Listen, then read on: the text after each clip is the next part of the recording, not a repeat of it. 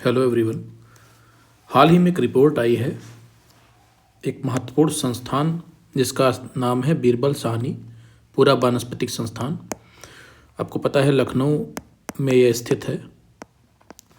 Lucknow university जो है उसके कैंपस के ठीक पास स्थित है और पैलियो बॉटनी जो है पूरा वनस्पति उससे संबंधित नेशनल लेवल का ये सबसे बड़ा संस्थान है।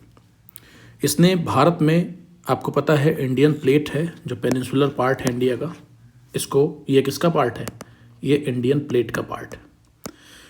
इसमें आपको पता है डेक्कन वाले एरिया में, इस एरिया में वोल्केनिज्म हुआ है ना। जब आप जियोलॉजिकल टाइम स्केल पढ़ेंगे तो आपको पता है कि यहाँ पर क्रिटेसस एरा में एक वोल्केनिक एक्टिविटी हुई है।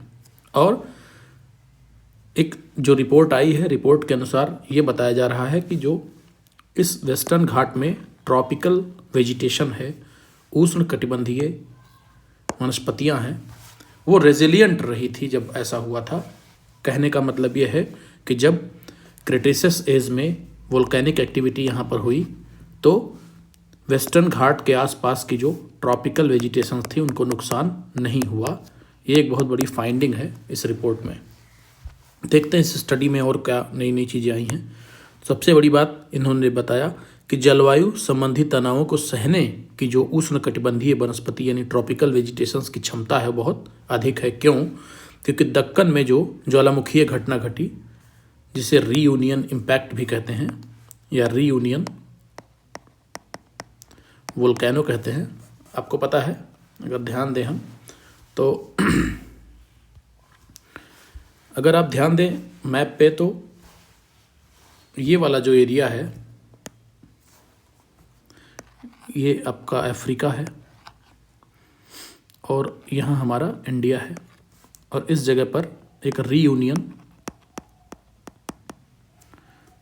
आइलैंड है जिस पर अभी फ्रांस का कब्जा है। ठीक है, रीयूनियन आपको पता ये वाली जो सेक्शन है, ये सेक्शन कुछ इस तरह से इस दिशा में मूव किया है जिसे आपको पेनिनसुलर इंडिया का सेक्शन आप कहते हैं। ये सेक्शन जब यहाँ से मूव कर रहा था इस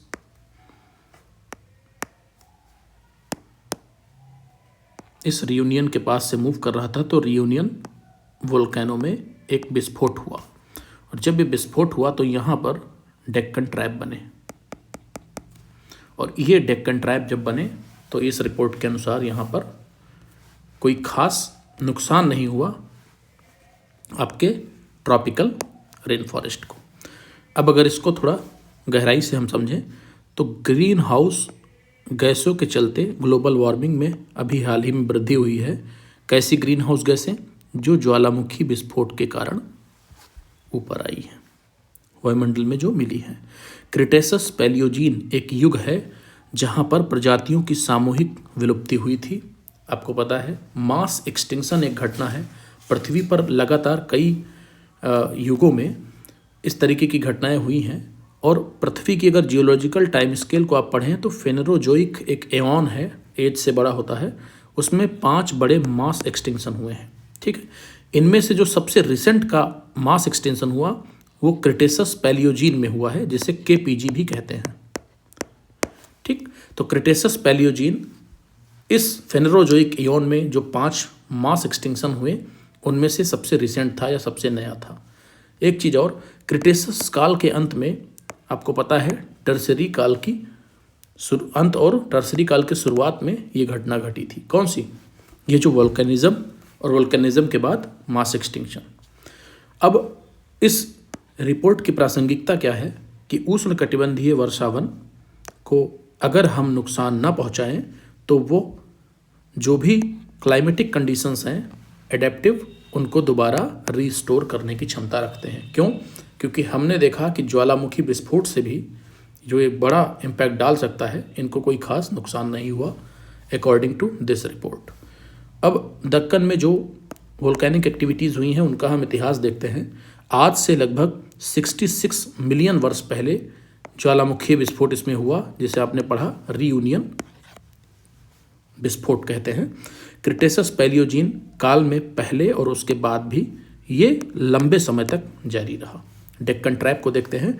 डेक्कन ट्रैप आपको पता है इंडिया में इस पार्ट में है और सबसे लंबी लावा प्रवाह श्रृंखला है जो बेसाल्ट लावा से बनी है। आपने पढ़ा होगा जब लावा फॉर्मेशन से दो तरीके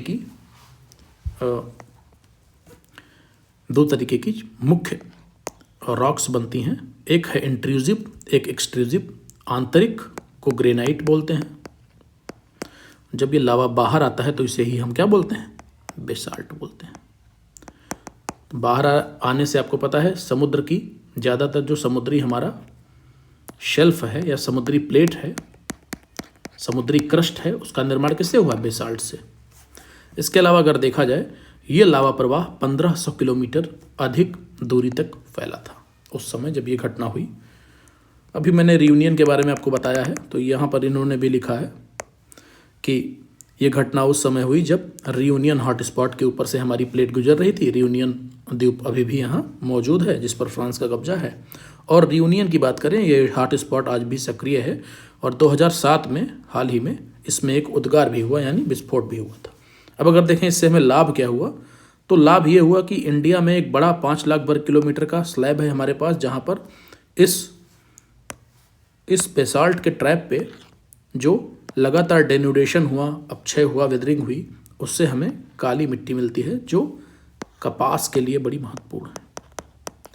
तो एक इम्पॉर्टेंट आर्टिकल था।